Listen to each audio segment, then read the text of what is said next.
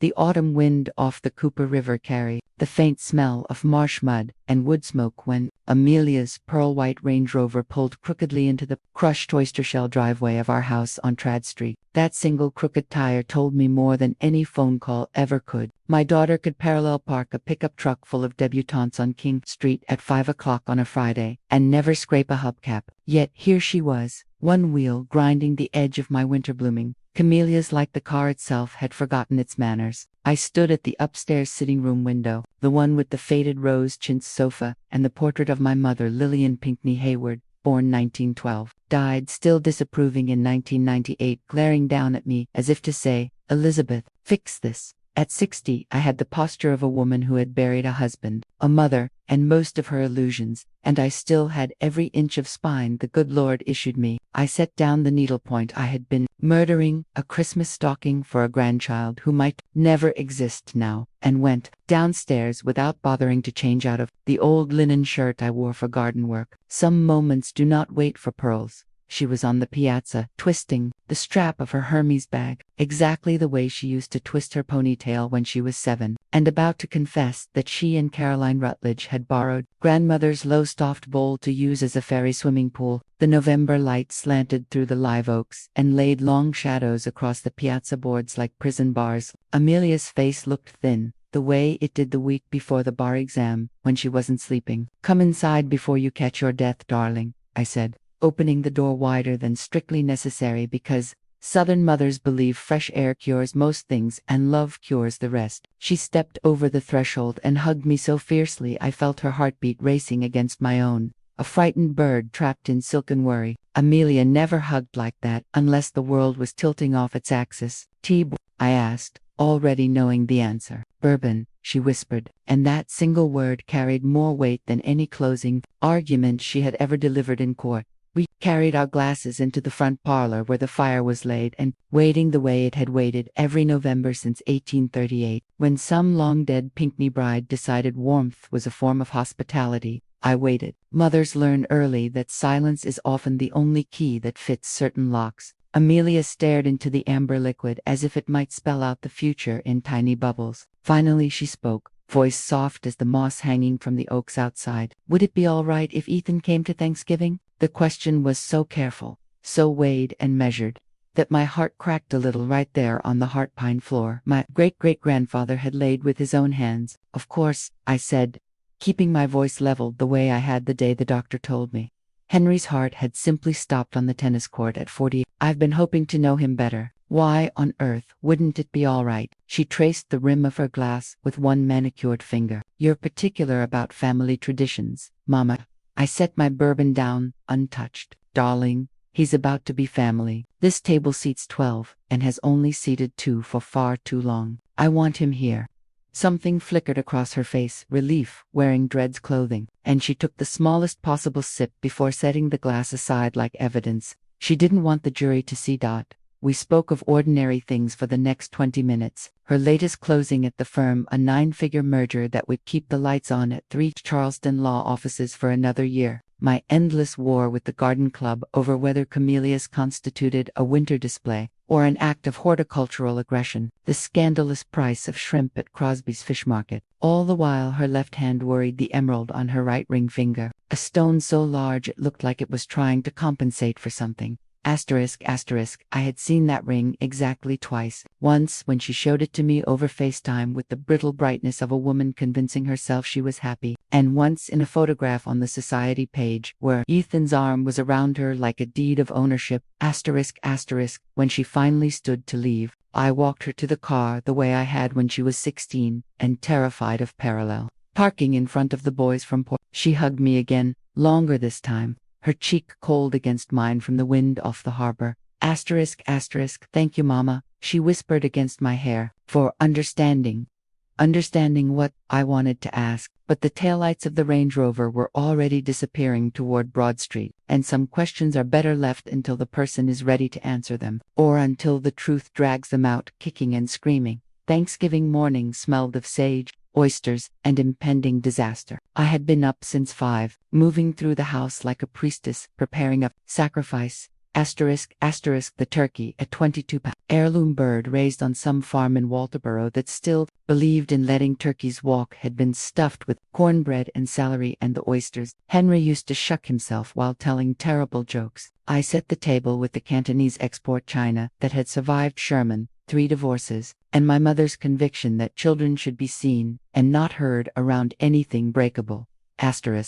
The crystal winked in the pale light coming through the bay windows, like it knew secrets it wasn't ready to tell. By 3 o'clock I had changed 3 times, first the navy silk because it was too formal, then the green cashmere because it made me look like a Christmas tree, finally the simple cream wool that Henry always said made me look like moonlight on the Battery.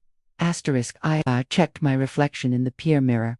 60 years old, hair the color of winter oyster shells, the faint lines around my eyes that no cream on earth could erase, but still the same cheekbones that had made debutantes weep with envy in 1983. Good enough, I decided, and went downstairs to wait. They arrived precisely at 4, because Amelia believes punctuality is a love language, and Ethan believes being precisely on time is a way to remind everyone he has somewhere more important to be.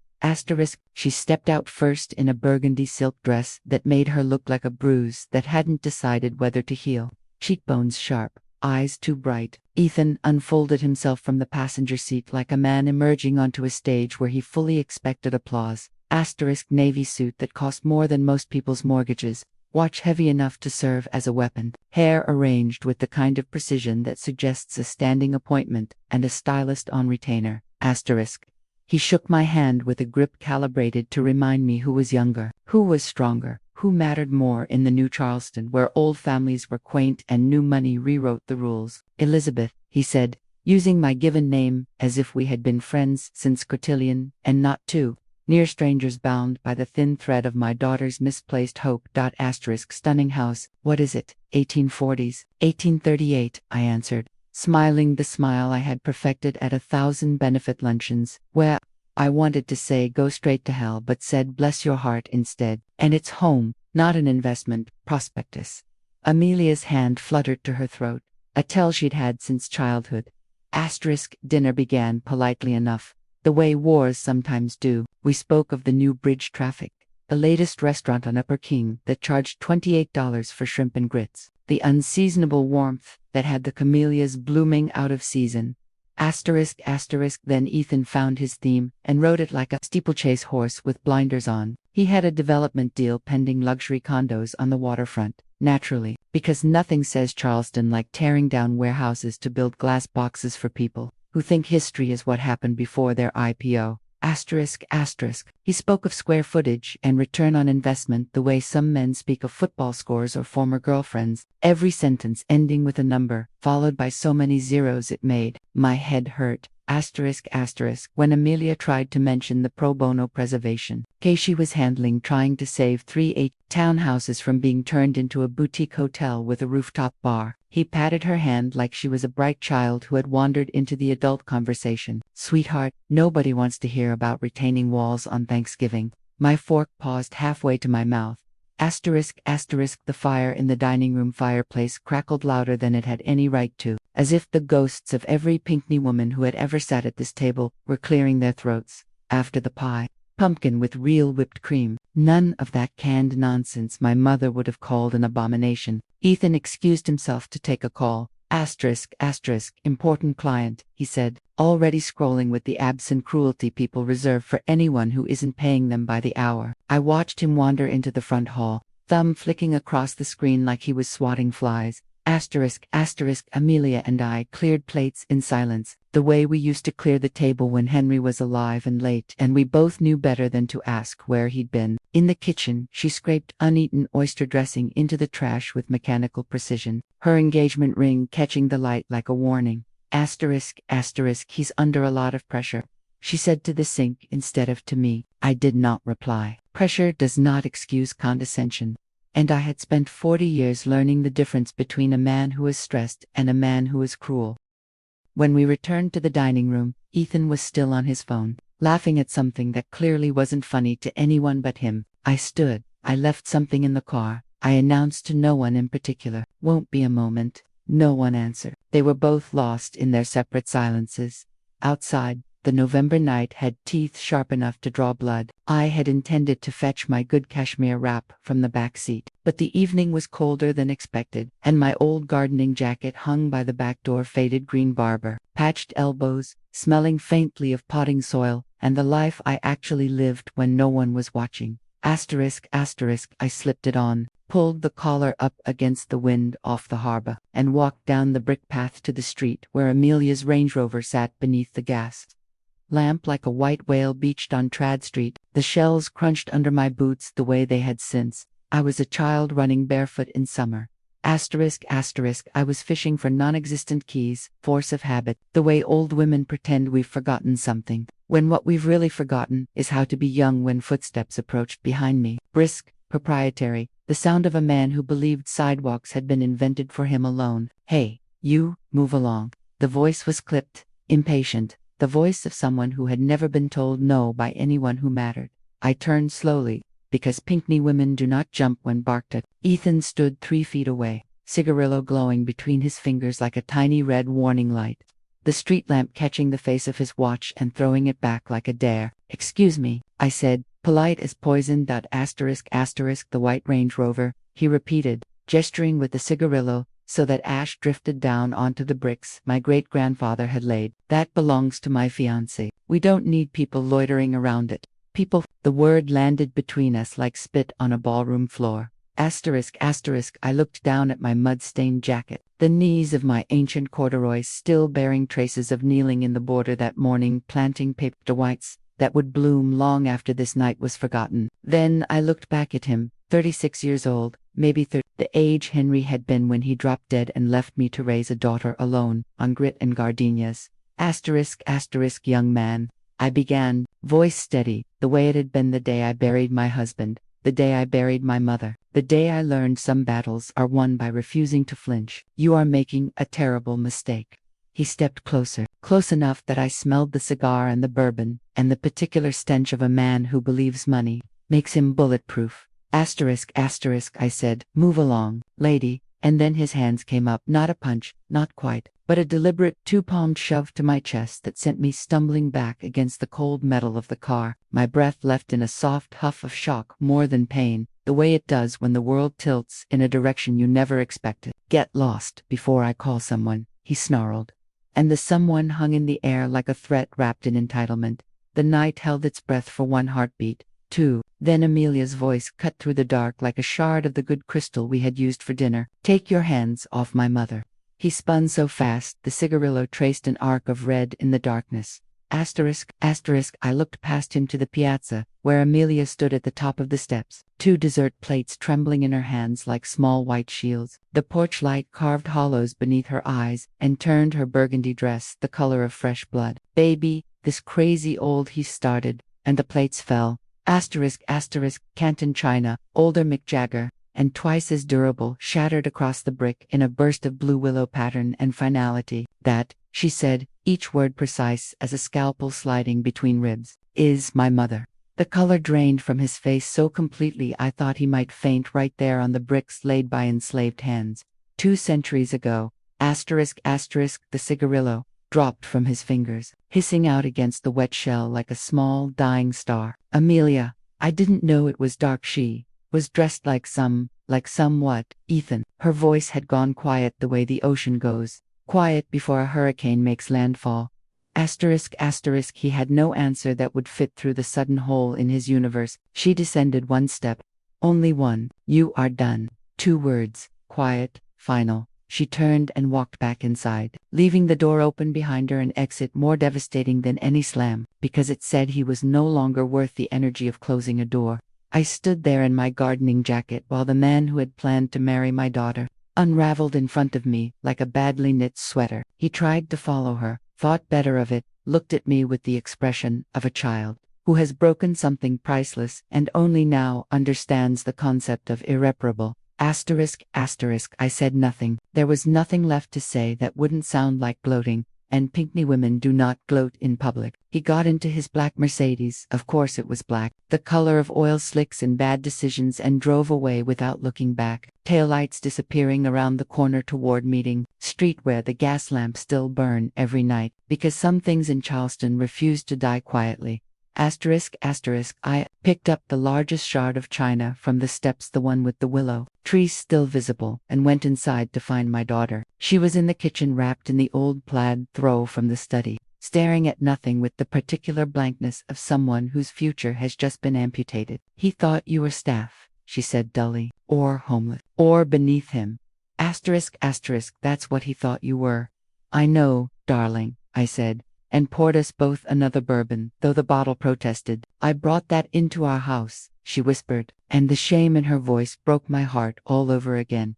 She cried then, not the pretty crying of movies, but the ugly, shoulder-shaking kind that leaves you hollowed out and strangely clean. I held her the way I had when she was 5 and fell off the pony at Middleton Place, when she was 15, and her first love told the whole school she was easy, when she was 25 and passed the bar on the first try, and realized the world still didn't care. We sat on the kitchen floor because the chairs felt too far away, bourbon forgotten, fire dying in the parlor, the house settling around us with the creaks and sighs of old bones, remembering every grief it had ever carried. At some point she fell asleep with her head in my lap like she was small again, and I stroked her hair, the same dark silk it had been when she was born, and made a plan. Not revenge, never revenge, because revenge is loud and common and Pinckney women are neither. Truth has weight in Charleston. It travels through garden club lunches at the yacht club and preservation board meetings at Hibernian Hall, through discreet conversations over coffee at Caviar and Bananas, and quiet words in the ladies' lounge at the Francis Marion, where no man has set foot since 1924. Truth is patient. Truth is polite. Truth is lethal when aimed correctly. The Monday after Thanksgiving, I wore pearls and my navy St. John knit, and had lunch with Margaret Whitaker, who chairs the Historic Foundation Board, and Caroline Parker, whose husband finances half the developments south of Broad. I ordered the she crab soup and said very little, which is how these things are done. I simply mentioned, in the mildest possible tone, that my future son-in-law had mistaken me for hired help and laid hands on me in my own driveway while wearing a jacket that had potting soil on the cuffs. Margaret's fork paused halfway to her mouth. Caroline set her glass down so hard the mimosa sloshed. By Tuesday, contractors were calling each other in lowered voices. By Wednesday, the bank was reviewing loan covenants tied to Ethan's anchor project, the one he needed to keep the entire house of cards upright. By Friday, that project was quietly, politely, permanently awarded to the firm run by Margaret's nephew, who still said ma'am and opened doors for women over 50. Ethan never knew exactly how it happened. He never knew my name is on the original preservation society charter right under my mother's, that I still signed the checks for half the restoration grants in the city, that every woman I lunched with that week had a husband, a brother, or a son-in-law who owed me a favor, dating back to 1987 when I kept quiet about something best left unmentioned. He only knew that everything he had built on contempt began to crumble the moment he put his hands on an old woman in a dirty jacket. His partner pulled funding with a text message that simply read character is collateral. The bank called his loan with the polite ruthlessness of institutions that have survived Sherman and hurricanes and still preferred their debtors. Courteous contractors he had stiffed for overtime suddenly remembered invoices. The society columns that had fawned over his engagement party suddenly discovered he was no longer engaged and moved on to the next wedding the way Charleston always does, gracefully, mercilessly, without ever raising its voice. 3 weeks later he came back, not in the Mercedes that had been sold to pay the bank, but in a 10-year-old Lexus with a dented fender and hubcaps that didn't match. He stood on my piazza in khakis and a shirt that needed ironing and asked if he could speak to me for 5 minutes. I stepped outside but did not invite him in. Some boundaries are permanent. "Mrs. Hayward," he began, voice rough from sleepless nights or humility hard to tell which. At this point, I came to apologize, properly, this time.